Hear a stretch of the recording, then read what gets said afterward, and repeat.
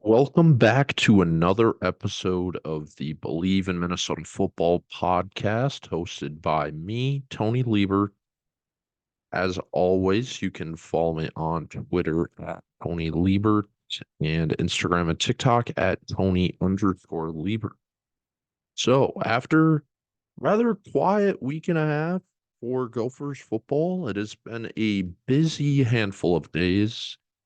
The Gophers have found their new special teams coordinator, their new defensive coordinator, and they've added three players from the transfer portal. So, as it pertains to the special teams coordinator, the Gophers have hired the former Syracuse special teams coordinator and Bob Ligashesky. Excuse me, Bob Ligashesky. He had 39 years of coaching experience. We'll break that down. Most notably, the Gophers have found their new defensive coordinator, the linebackers coach from Rutgers, Corey Hetherman. And they've added three players from the transfer portal. Wide receiver from Penn State, Christian Driver. Running back from Houston, Oklahoma, excuse me, Marcus Major. And a Division II transfer from Emporia State, Jaylen Varner. So we'll break it all down. Kind of a packed show for early January. So right off the top, I say we start with the biggest news, which is the Gophers hiring their new defensive coordinator. We've been talking about it for a while, how big of a hire it would be. I love what they did. My number one on my wish list was them to take a risk and not promote within, not hire a guy that has direct ties to PJ Fleck. Take a risk, hire a new guy, someone that has high potential, and it could mess up. When you're at a program like Minnesota, you got to take risks if you want to win a lot of games. And that's what Gophers did, but it was a very well calculated risk, in my opinion. Corey Hetherman, um, 39 years old with a pretty solid experience. He got his start in 2007 coaching coaching football. He coached at King's College. I am looking up where that is right now. This is great podcasting. I believe it is honestly he coached European football. Yes, I remember hearing that. Um, so this guy loves football. You can tell by just the way he looks. He's a football guy, which I love. He looks like he was meant to be a defensive coordinator. This is some great analysis, but just based on vibes, this guy's got it, in my opinion. So bounced around a couple places. I believe he played football overseas. So he lived there for a little bit. Uh, coached at King's College, which I believe is in Cambridge. And then he was a GA at Springfield College, which I believe is a D3 college. And then an assistant coach at Northeastern, which is in Connecticut. Assistant coach at Old Dominion from 2010 to 13. Defensive coordinator at Pace University, which is Division II. And then he was a defense coordinator at Maine for 3 years under the Gophers. Former safeties coach, now defensive coordinator at Rutgers, Joe Harrismiak. So that's kind of where the ties come in with the Gophers. PJ Fleck obviously had a good relationship with Harrismiak, so I would assume he got a recommendation from him when it comes to this hire. After Maine, he was the defensive coordinator at James Madison for 2 years, and then he's been the linebackers coach at Rutgers for the previous three. So I could spew off some stats that Maine had a solid defense, James Madison had a solid defense, and there's a lot of analytical numbers and stats that back up this hire that Heatherman's a good coach. He's really the number two guy on Rutgers defense last year. If there were a lot of rumors that Harris Miak was going to leave, He he interviewed for the James Madison head coach job and the Penn State DC job this offseason. So if he was going to leave, the expectation was Hetherman was going to get promoted. So very well respected guy within the coaching ranks. And the reason I love it the most is because this is his first big job. The Gophers have an offensive coordinator that's now going into his second year of his first big job. While I might have not loved his play calling and schematics last season, gotta give him a second chance. And that's what PJ Fleck's doing, and we'll get into it. The offense is going to look way different. But these are the type of moves that I would make if I was running the Gophers program. You got to take risks, and this guy's a risk, but he's a calculated risk. He's a young guy. He's hungry. It's his first shot at a big time job at a power program, and he's going to take advantage of it. So, he runs a defense that the Gophers fans have came to remember. He might not run the exact same Joe Rossie defense where he uses kind of that fifth defensive back all the time, whether that's Jack Henderson or Craig McDonald last season or Flip Dixon in the past, but they do run very similar defenses. Coach Fleck obviously is from the Shiano tree, so um, Hetherman learned a lot from Harris Miak, which is it's all connected. So it's not like the Gophers are going to be running some Brent Venables level defense here. It's going to look pretty similar. But he did well at Rutgers last year. Their linebackers improved dramatically from previous seasons, and he just seems like a guy that I would want to play for. So I think it's a good hire, and it's something that I wanted the Gophers to do. We mentioned a bunch of names that they could have hired. Didn't mention Hetherman. I'll admit I'm not as locked into the coaching ranks of the options that the Gophers could have went at after when it comes to up and coming defensive coordinators. But from what I've heard from people connected to the Rutgers program, he's a great dude, well respected, and there's no reason why he can't keep the Gophers defense near the top of the Big Ten. So I think it's a good job. PJ Fleck's done three things that have personally surprised me this year. I did not think they were going to move on from Ethan. I did not think they were going to hire a new special teams coordinator, and I did not think once Joe Rossi left that they were going to hire outside of their current ranks. So those three moves, I have to give PJ Fleck a lot of credit.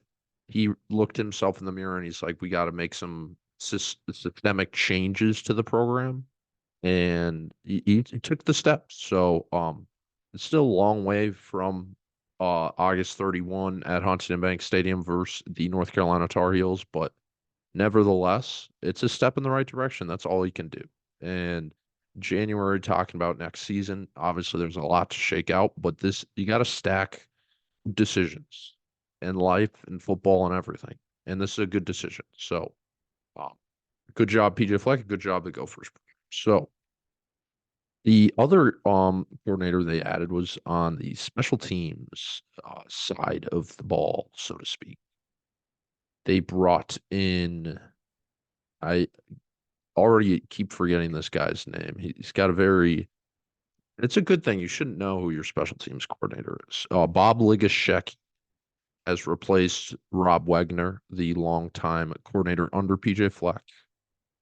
And Ligashesky had been at Syracuse for the past 3 seasons, I believe. He brings 39 years of coaching experience. He was the special teams coordinator for the 2009 Pittsburgh Steelers Super Bowl championship. He had a lot of experience in the NFL, worked under Mike Tomlin, Bill O'Brien, Lovie Smith, Bill Cowher with the Steelers. So he's worked with a lot of legendary head coaches, but he has bounced around to a lot of different places. So I'm not going to say this is like hiring the Cowboys special teams coordinator. The guy's name's Bones. I don't know what his last name is, but it's not like this dude's going to revolutionize the special teams aspect of football. That would just be naive for me to say that. But he's still a well experienced guy that's going to bring a new look to the Gophers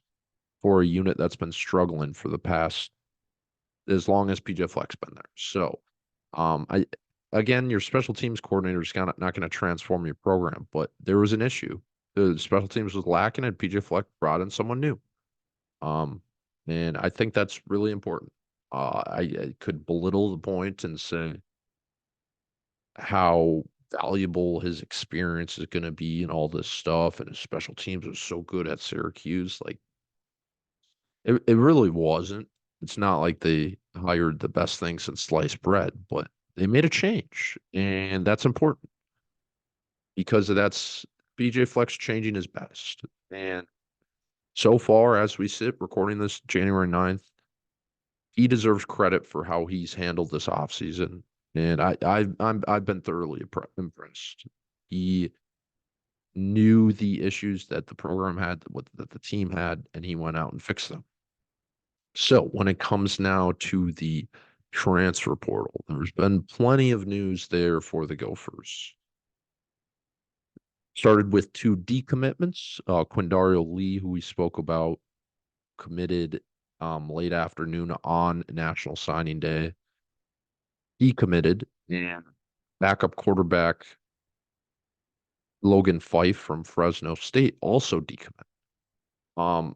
Quindario Lee, really, I spoke up that I didn't expect him to be a huge contributor. So, not much to touch on there. He probably just, it really could have been, academics thing. I don't want to speculate, but he was a guy that I believe played junior college before he went to Central Michigan solely based on academics. So Minnesota isn't, Stanford by any means, but it's not it's not Mankato, so I'll just leave it at that. But, as it pertains to Logan Fife, I find that situation very odd. Obviously, a lot of people complain on Twitter and online, rightfully so, about how college football, the commitment means nothing, all this stuff. I'm confused because I thought he signed on the dotted line on early National Signing Day. But when I see something like that,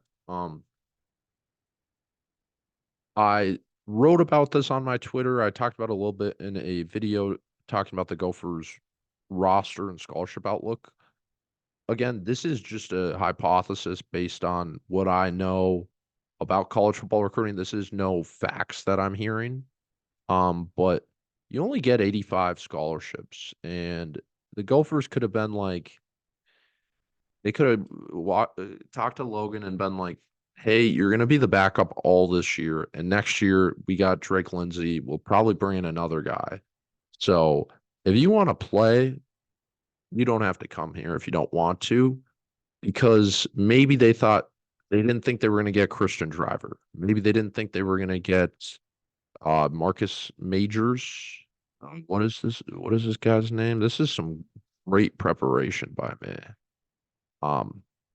Marcus Major, no S.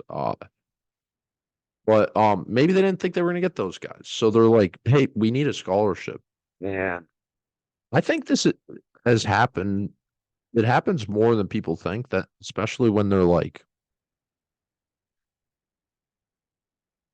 they want to take a scholarship away from a guy that really hasn't been on the team yet, rather than a junior that isn't playing at all. And that's the tough thing about college football right now. It's, hey, we need a new wide receiver, but we don't have a spot. You got to make a spot. It's not like a salary cap. You only get 85 scholarships. So again, I'm not reporting any facts there. I haven't heard any of that happening, but I think it's a possibility, and it's certainly worth mentioning. But it's interesting now as we head into winter workouts and the spring window opening in April, because the Gophers only have 3 quarterbacks on their roster. So that's a conversation for a different day, but maybe they like what they saw from Drake Lindsay already in like day that well, he's probably not even on campus yet. The class doesn't start until next Monday. Um, but nevertheless, an interesting departure. And like I mentioned, the Gophers most notably brought in Penn State transfer wide receiver Cristian Driver, the son of legendary Packers wide receiver Donald Driver. This is an interesting addition. Again, now I've spoken about 5 commitments that have all flipped, so he can easily flip too. That's just what it is now. But Cristian Driver, 3 years of eligibility, former defensive back recruit, former 4-star recruit that switched to wide receiver at Penn State. Right away, he's not going to contribute that much, barring an injury, in my opinion. Uh, Daniel Jackson, clear number one. Lemeki Brockington's a guy who I think could really break out next season. Elijah Spencer is a guy who looked really good in the second half of the year. Really good, but he was involved. He had touchdown in the bowl game, touchdown in the Illinois game.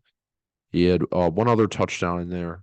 But he's a guy that could take a big jump next year. Kristen Hoskins is a guy that the Gophers like. Henrik Lanier is a guy that the Gophers like. TJ McWilliams is a guy that the Gophers like. That puts Cristian Driver competing for the fourth or fifth wide receiver role on this team. And when you mentioned they also brought in a wide receiver, Kalen Varner from Emporia State, that's a lot of mouths to feed in that wide receiver room for a team that's still going to want to run the ball a lot. So for a guy that has 0 catches in college football, I would not expect that much out of Cristian Driver in year one. But he does have 3 years of eligibility left. And when it comes to recruiting, if you have Donald Driver on the sideline for some games, that helps out. Uh, Mike Brown Stevens infamously was on the Gophers, the nephew of John Legend. It's cool when you can tweet stuff about John Legend and you got Chrissy Teigen tweeting about your games. When you got Donald Driver on the sidelines for maybe the Wisconsin game, that's a cool thing. And I don't want, I guess, Cristian Driver just to be Donald Driver's son. He is a human being that is more than that, but and he's a very talented athlete. He's 5'11". He has all the tools, but he needs to put it all together, which he hasn't yet. There was a reason he was recruited as a defensive back and not a wide receiver. So it'll be fun to watch his development. The Gophers have been able to develop wide receivers, but I would err on the side of caution when it comes to expecting a lot in year one from him. The number 2 commitment as of late was Oklahoma transfer running back Marcus Major. This one was also didn't make much sense to me. The Gophers get 85 scholarships, like I said, and you only can have a certain amount of players, and there are other positions that I think you can use that scholarship at. When the Gophers have Darius Taylor, who they're going to want to give 20 plus carries a game. Cy Bangura, a guy who I'm really high on, who I think is a great number 2. Jordan Newman, a guy that has known to be more than serviceable as a number 3. I think what this tells me is the Gophers don't have much rust in either of their true freshman running backs coming in. So they wanted a fourth guy in there that they've went 2-3 years now with a lot of injuries at that position. That if Darius Taylor or Bangura goes down, they want to have another guy to use. Major has only had 833 yards and 10 total touchdowns in his career, 6-foot guy. Very talented runner, only 1 season of eligibility left. And I could see him playing kind of the Bryce Williams role, and he's kind of Bryce Williams type. He's a smart player, but explosiveness is not his game. He's not a home run threat, but he's not going to make mistakes. So he can see the field. But again, I wouldn't expect a lot out of him. Maybe this is a commitment because they think they're going to lose Bangura. You never know now. Bangura signed on the dotted line on National Signing Day, so I wouldn't expect that. But so did Logan Fife. So something worth monitoring. Didn't make a whole lot of sense to me, strategic wise and a team building strategy, but nevertheless, a talent player from a Power Five blue blood school. So another good addition from the everyone says, "Oh, let's get guys from good schools and not Bucknell or New Hampshire." And you got one from Penn State and Oklahoma. So on to the last commitment from the transfer portal, Emporia State transfer Jaylen Varner. Emporia State does compete at the Division II level. It is one of the better Division II football programs. In Emporia, Kansas. In 2023, Varner had 90 catches, more than 1,000 yards, 12 touchdowns. Tulane and Washington State were also interested in his services. A really interesting receiver. I think he has a much better chance of contributing day one than Christian Driver, in my opinion. He's a much more polished receiver. He does not have the same explosiveness and high end potential as a um Christian Driver. I would kind of if he played a role this year, he'd kind of be in what Chris Ottman-Bell was in. Crab didn't have many catches this year. Probably top of my head, he probably had like 15. I could see Varner doing that, something like that. Uh, right off the bat, he's at best the fourth receiver on the Gophers team. So it's interesting. But yeah, Crab only had 6 catches for 88 yards and a touchdown. So maybe Varner jumps into that role. He's an experienced guy. He's played a lot of college football. Obviously not the Big Ten level, but a good ad. I find it interesting that the Gophers are opting to add at this wide receiver position. Kendrick Lanier is a guy who got a lot of hot talk before the bowl game in the offseason. Kristen Hoskins is a really talented guy that um, honestly don't want to speculate, but he's the name to watch out in the spring transfer. That's zero reporting again. But he's just a guy that for some reason it wouldn't surprise me if he entered the portal. That just popped into my head. But, yeah, never. You can't have too many wide receivers. Wide receivers are valuable. The Gophers did this last year. They brought in 2 transfer wide receivers when they had a really talented group. So you can't ever have too many of those guys. If someone goes down, you want to throw them out there. You're seeing the teams in the NFL recent years, the teams in college football. You know why Washington was so good this year in college football? They had 3 top 20 wide receivers in the country. They had 3 guys who were going to be NFL wide receivers.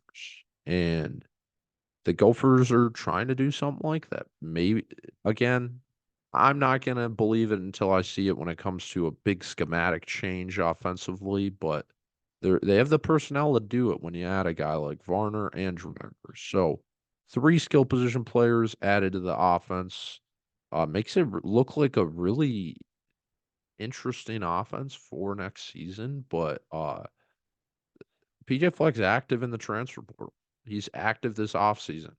They had a disappointing year and went 5-7. I talked about this bowl game, how everyone hypes up the bowl game, hypes up his whatever. I'm excited about how he handles the offseason. I thought he had a tremendous offseason last year. Um, a lot of the pieces that I thought were gonna work didn't work. Sean Tyler, I was wrong about. He was disappointing, but Darius Taylor, true freshman, signed him. He was wonderful. Trayvon Jones was a bit inconsistent. Corey Crooms was a bit inconsistent. Jack Henderson, I think, could be in line for a big season this year, but um, I think it's another. There's something to be excited about, and that PJ Fleck's giving Gophers fans that, which is very important, and I think it's very cool. Um, yeah, I mean, this is going to be the time when it slows down. There's not going to be much news left. The Gophers still need to fill in their tight end coach position. Probably the most notable thing that I can guarantee will happen. They obviously could still be active in the transfer portal. The current window is closed, so you'll not see any Gophers players enter the portal. But you still can sign people because it's not like there's a cutoff and be like all these guys in the portal have to leave now. You can still join teams. You just can't enter the transfer portal until April 15th. So the news will certainly die down in that front, but um, don't want to, I guess, close your eyes because anything can happen. As always, I appreciate you guys for listening. Row the boat, Sky Yuma, and go Gophers.